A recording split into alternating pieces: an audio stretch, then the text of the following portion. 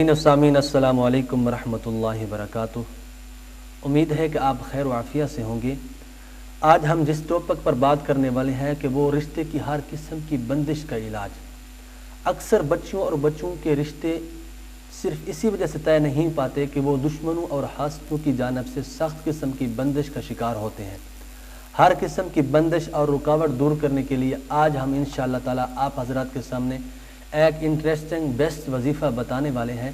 انشاءاللہ تعالی آپ اس پر عمل کریں گے تو کسی قسم کی بھی بندش ہے، حاسدین کی طرف سے ہے، چاہے انہوں نے کالے جادو کر دی ہیں یا تعویذات کر دی ہیں یا کوئی اور معاملہ ہے، کسی معاملے کے اندر بھی آپ پھنسے ہوئے، رشتہ نہیں ہو پاتا، انشاءاللہ تعالی ضرور آپ کی یہ ٹینشنیں سب ختم ہو جائیں گی۔ لیکن اس سے پہلے ایک مرتبہ آپ صلی اللہ علیہ وسلم کی ذات مبارکہ پر درود شریف پڑھتے ہیں۔ اللہم صلی علی محمد وعلی آل محمد کما صلیت علی ابراہیم وعلی آل ابراہیم انک حمید مجید۔ اللہم بارک علی محمد وعلی آل محمد کما بارکت علی ابراہیم وعلی آل ابراہیم انک حمید مجید۔ میں ایک گزارش کیا کرتا ہوں کہ جب بھی آپ اپنے بچوں کے یا بچیوں کے، بہنوں کے، بیٹیوں کے جہاں بھی رشتہ کرنا چاہیں، یا کوئی غریب ہے، پڑوسی ہے، محلے دار ہے، عزیز و قارب میں سے جو بھی ہوں، آپ کسی کا بھی رشتہ کرنا چاہیں تو سب سے پہلے آپ دیکھا کریں کہ یار پرلا جو گھرانہ ہے جس سے ہم رشتہ جوڑنے لگے ہیں، جس سے ہم ہمیشہ کے لیے رشتہ جوڑ رہے ہیں، کیا وہ دین کے ساتھ ان کا کچھ تعلق ہے کہ نہیں ہے؟ کیا دین کے ساتھ وہ کتنا اٹیچ ہے؟ دین کے ساتھ وہ کتنا مخلص ہے؟ جب وہ دین کے ساتھ مخلص نہیں ہوں گے تو آپ سے ہاتھ جوڑ کر میں گزارش کرتا ہوں کہ ان کے ساتھ رشتہ نہ کریں۔ جو دین کے ساتھ غداری کرتے ہیں تو وہ تیری بہن بیٹی کے ساتھ، تیرے عزیز و قارب کی جو بیٹی ہیں، وہ ان کے ساتھ وفاداری کیسے کر سکتے ہیں؟ اس لیے سب سے پہلے یہ دیکھا کریں کہ جہاں ہم رشتہ کرنے جا رہے ہیں، آیا کہ ان کے دین کے ساتھ کتنا تعلق ہے، دین کے ساتھ وہ کتنا اٹیچ ہے۔ تو سب سے پہلے یہ چیز آپ دیکھیں، پھر اس کے بعد اگلا قدم اٹھائیں، ٹھیک ہے؟ اس کے بعد دوسرے نمبر پر یہ ہے کہ آپ خود بھی اپنے آپ کو دین کے اندر لے کر آئیں، اپنے گھر کا جو ماحول ہے وہ بھی دین والا بنائیں، اپنے بچوں کو بھی دین کا عادی بنائیں، اپنے بچوں کو بھی دین سکھائیں، اپنے بچوں کو بھی دین کی طرف راغب کریں۔ ہم لگ گئے ہیں سکول کالج کی طرف، ہم نیچری تعلیم کی طرف چلے گئے، ہمارا ذہن لبرل اور سیکولر بن چکا ہے، پھر ہماری بیٹیاں، ہماری بہنیں پھر ہم تنگ کرتے ہیں کہ ہم لو میرج کرنا چاہتے ہیں۔ کچھ وہ وقت بھی تھا کہ بیٹیوں کو اور بھائیوں کو پتہ بھی نہیں ہوتا تھا، بیٹوں کو پتہ بھی نہیں ہوتا، ماں باپ رشتہ کر کے یار وہ بھی تو وقت گزار لیا کرتے تھے نا۔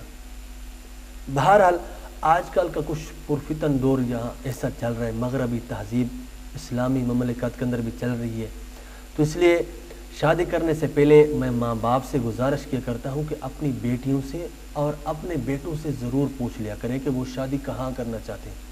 آج کل کے دور کے اندر ضرور پوچھ لیا کریں، کیونکہ پھر جب یہ پوچھتے نہیں ہیں، ویسے شادیاں کر دیتے ہیں، پھر یہاں تک کہ بات طلاق تک آگ پہنچتی ہے، نوبت طلاق تک پہنچتی ہے۔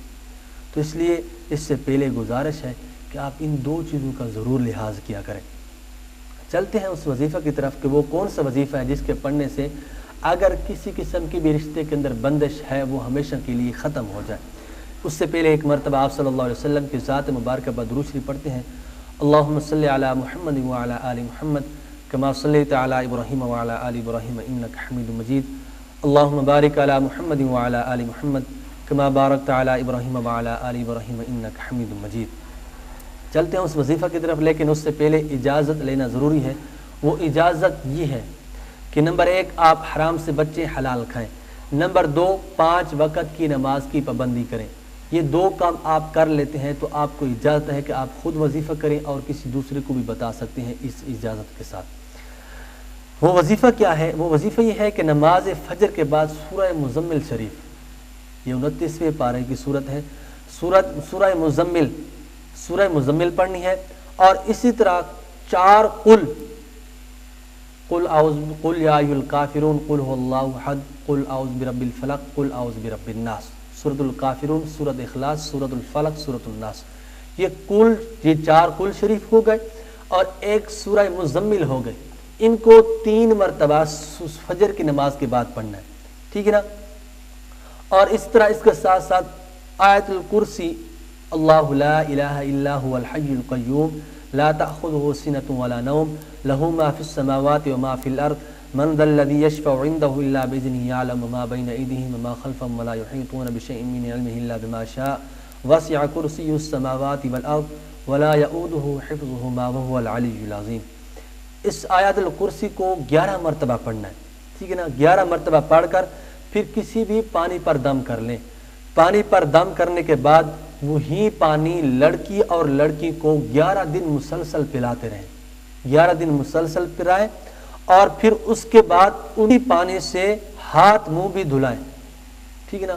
اسی پانی سے ہاتھ منہ بھی، لڑکا ہے یا لڑکی ہے، اسی پانی سے ہاتھ منہ بھی دھلائیں بچوں کو، ٹھیک ہے نا۔ جب ہاتھ منہ دھلائیں تو اس وقت 11 مرتبہ درود شریف بھی پڑھنا ہے، ٹھیک ہے نا۔ درود ابراہیم خاص کر پڑھنا ہے، اللہم صلی علی محمد وعلی آل محمد اللہم بارک علی محمد۔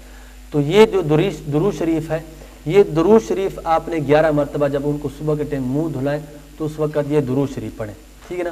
درود شریف یہ جو عمل ہے یہ 11 دن مسلسل لگاتار کرنا ہے۔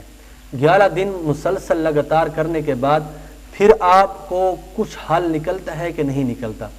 اگر یہ حل نہ نکلے اور وہ پانی ختم ہو جائے جو پلا رہے ہیں، تو پھر آپ دوسرے دن ان 11 دنوں کے بعد پھر یہ مسلسل یہ جو ہے 11 دن کے بعد پھر یہ آپ کرنا شروع کر دیں، ٹھیک ہے نا۔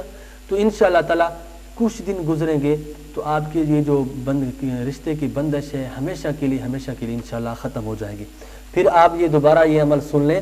وہ عمل یہ ہے کہ فجر نماز کے بعد سورہ مزمل اور 4 کل سورۃ الکافرون، سورۃ الاخلاص، سورۃ الفلق، سورۃ الناس، اس طرح ان کو 3 مرتبہ پڑھنا ہے، ٹھیک ہے۔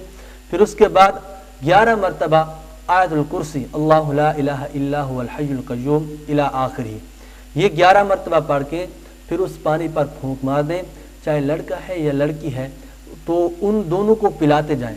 تو 11 روز مسلسل یہ ان کو پانی پلائیں، انشاءاللہ تعالی میرے رب نے چاہا تو 11 دن سے پہلے ہی یہ بندش ختم ہو جائے گی، اور اچھا سے اچھا اور مناسب سے مناسب رشتہ آپ کو مل جائے گا۔ دعا ہے اللہ رب العزت سے جتنی بھی بیٹیاں بیٹھی ہیں ان کے رشتے نہیں ہو رہے، اللہ رب العزت ان کے لیے اچھے نیک صالح رشتے عطا فرمائے۔ جو بچے اور جو مائیں بہنیں بچوں اور بچیوں کی رشتوں کی وجہ سے پریشان ہیں، اللہ رب العزت انہیں نیک صالح رشتے عطا فرمائے۔ جن کے رشتے ہو چکے ہیں لیکن ابھی تک ان کی گود خالی ہے، اللہ رب العزت انہیں نارینہ اولاد عطا فرمائے۔ وآخر دعوانا ان الحمد للہ رب العالمین۔